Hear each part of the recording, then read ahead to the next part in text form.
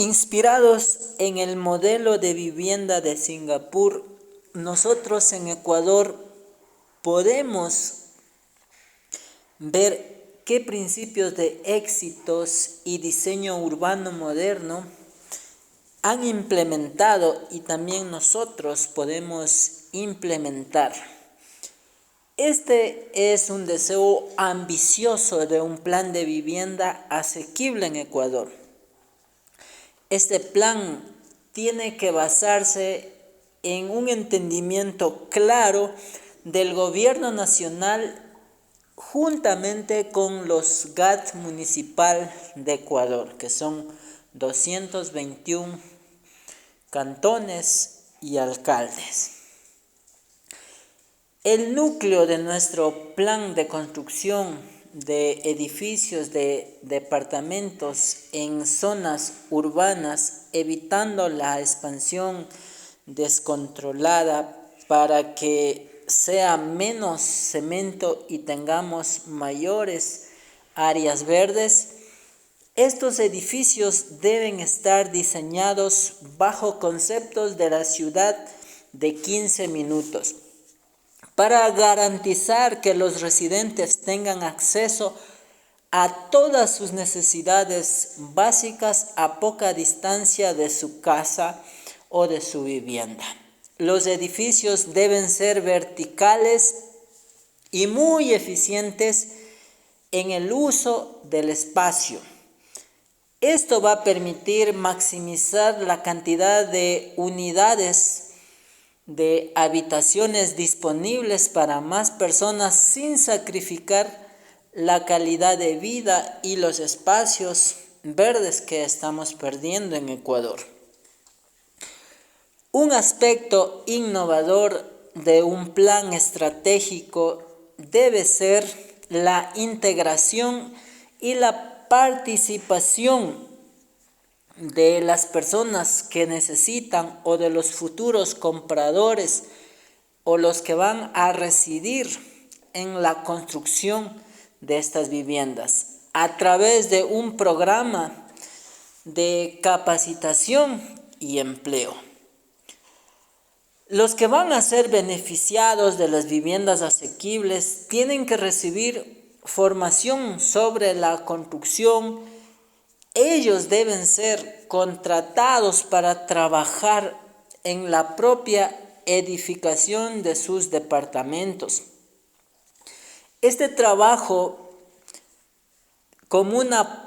ayudará como una parte de su pago inicial para que puedan comprar estas viviendas, lo que permitirá que las familias puedan participar activamente en el desarrollo de sus propios hogares. Los edificios construidos en este programa deben estar diseñados para generar ingresos extras que ayuden a los residentes a pagar el costo de su vivienda. Además, debe generar ingresos para reducir las cuotas mensuales de los residentes en los pisos superiores. Además, los edificios deben estar equipados con paneles solares, energía renovable. Y eso también va a servir para que puedan bajar los costos de electricidad o planillas. O también pueden vender esta electricidad a la red eléctrica nacional y esta será una nueva fuente de ingreso para que los residentes en estos apartamentos puedan pagar sus hipotecas. El plan debe priorizar y debe ser bien diseñado con mucha estética y calidad en la construcción. Estos edificios deben ser funcionales y muy económicos, asequibles para cada bolsillo ecuatoriano. Deben estar diseñados para ser atractivos y acogedores para sus amigos y familias, fomentando el sentido de orgullo y comunidad entre los ecuatorianos. La arquitectura y el diseño urbano va a jugar un papel muy importante en su entorno para promover la interacción social, el coworking, el compartir ideas, hacer contactos, hacer negocios. El acceso a grandes espacios verdes para que puedan allí realizar sus actividades físicas también es importante. El bienestar en general de todos los que allí habitan. En cuanto a la regulación y financiamiento, debemos trabajar en conjunto con todos los municipios, alcaldes, para encontrar terrenos adecuados para el desarrollo de estos edificios y estas viviendas que sean económicas para las personas de bajos recursos y para las personas con un sueldo promedio o por debajo del promedio. Deben garantizar que los proyectos cumplan todos los estándares de calidad y sostenibilidad. Además, se deben establecer fondos de financiamiento de la parte pública y privada para facilitar la construcción y reducir los costos y que la vivienda no salga cara, sino sea más barata. Y nuestras medidas para garantizar la inclusión social y la sostenibilidad a largo plazo, tenemos que promover una zonificación mixta en todas las áreas de desarrollo urbano y así podemos asegurar viviendas más asequibles que integren a todas las clases sociales, a todas las comunidades diversas, a los indígenas, mestizos, negros, mulatos y todas las etnias, asegurando que las viviendas sean asequibles y económicamente vibrantes. Debemos implementar programas de educación financiera. Tenemos que enseñar a leer libros. Debemos ayudarles también en conocimiento, promoviendo educación financiera. Debemos ayudar a gestionar sus finanzas para mantener sus hogares y participar una vida activamente en sociedad.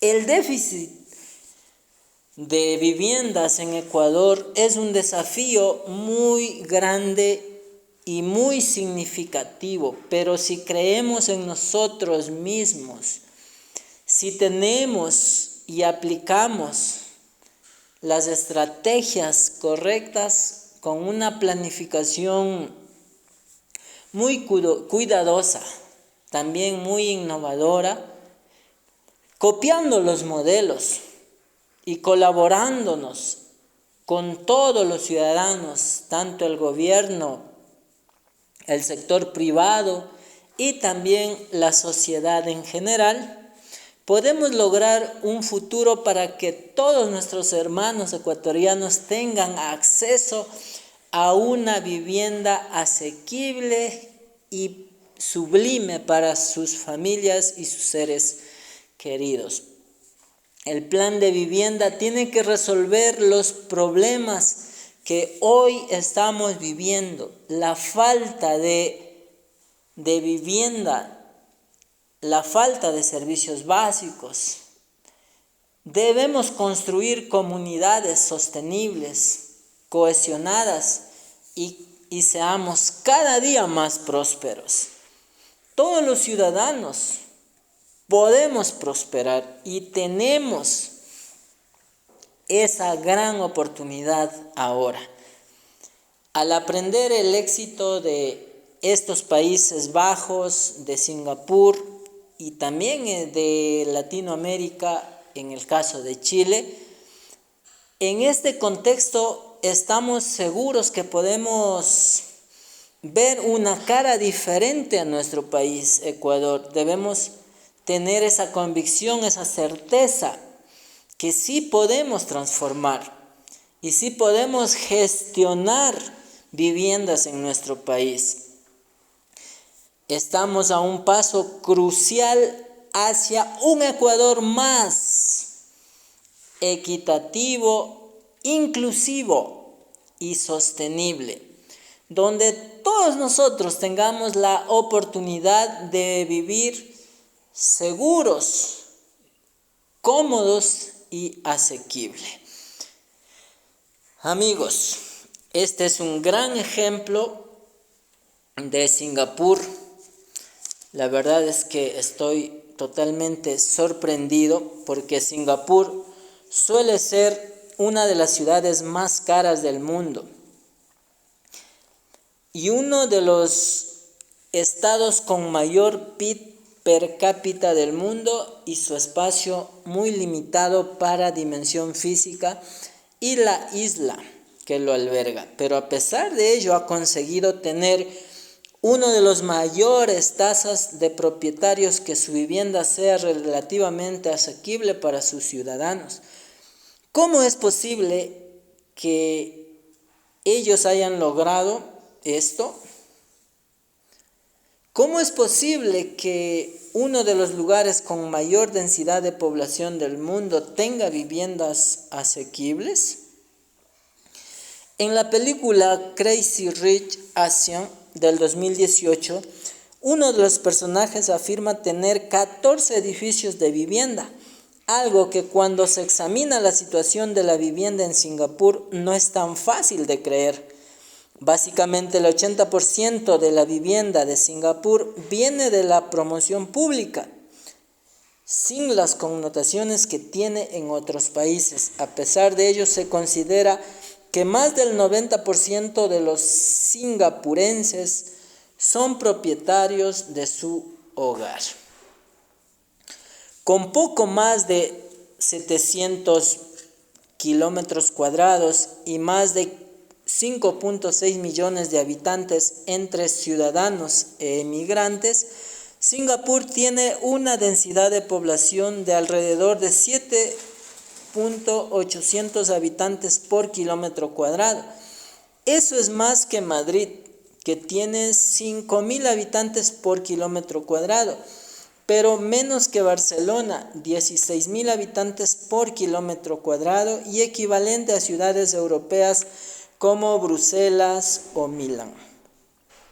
Por esto, siendo un estado que no puede creer en sus afueras, ¿cómo le sucede a estas ciudades mencionadas? Si lo vemos con un satélite, vemos que la mayor parte de Singapur está ya construido, alrededor del 70%, y el 30% restante parte está protegido, y el resto de partes es terreno protegido y parte del terreno que no puede construirse. En cualquier otro lugar, la vivienda en Singapur sería extremadamente cara. Las familias se endeudarían para comprar pequeños apartamentos y veríamos reportajes sobre hacinamiento como hemos visto sobre Hong Kong y Macao. Pero no en toda ciudad-estado. ¿Por qué? En este caso, por la intervención pública. El organismo encargado de construir vivienda y proporcionar a los ciudadanos y residentes de Singapur se llama la Singapore Housing Development Board. Se trata de una agenda independiente cuya misión es proporcionar vivienda a los ciudadanos y residentes de Singapur, y vaya si lo hace. La Junta de Desarrollo de Vivienda, HDB para abreviar, se fundó en 1960 por el primer ministro Lee Kuan Yew, que puso al mando a Lim Kim Sang. El objetivo era paliar la situación de la vivienda en lo que se encontraba la ciudad el Estado tras su independencia en 1959. De primero el Reino Unido y después de Malasia, y tras haber perdido parte de sus edificaciones en la Segunda Guerra Mundial con un fuerte hacinamiento. Para entonces la situación de hacinamiento de los menos favorecidos de Singapur era bastante mala y requería una solución urgente. El problema de la vivienda en Singapur venía de antes. En 1927 se había fundado en Singapur Improvement Trust por parte del gobierno colonial británico con el objetivo de mejorar las condiciones de vivienda. Pero la HDB tenía algo mejor. El dinero no era un problema y estaba exenta de las regulaciones, así como podía actuar sin la aprobación de otros departamentos de la ciudad. Además, en 1961, un incendio arrasó 400,000 metros cuadrados cuando personas perdieron la vida, 16,000 perdieron su hogar. El gobierno aprobó una regulación que permitía a la HDB apropiarse de cualquier terreno ocupado que hubiera sido arrasada por incendios o desastres naturales. En un año el gobierno había proporcionado vivienda a todas las víctimas y en 5 había reurbanizado el terreno. En 1965 la HDB había construido 51,000 apartamentos para 400,000 personas, un cuarto de la población de Singapur en ese entonces. Las primeras viviendas se construía la HDB eran viviendas de una habitación, una solución de emergencia, pero poco a poco fueron construyendo y ampliando viviendas más grandes, más cómodas y hasta algunas lujosas. La HDB solo construye en suelos de titularidad pública, que es la mayor parte del suelo de Singapur. En 1967 se aprobó una ley a medida de la HDB que le permitió al gobierno hacerse de una buena proporción del suelo de Singapur.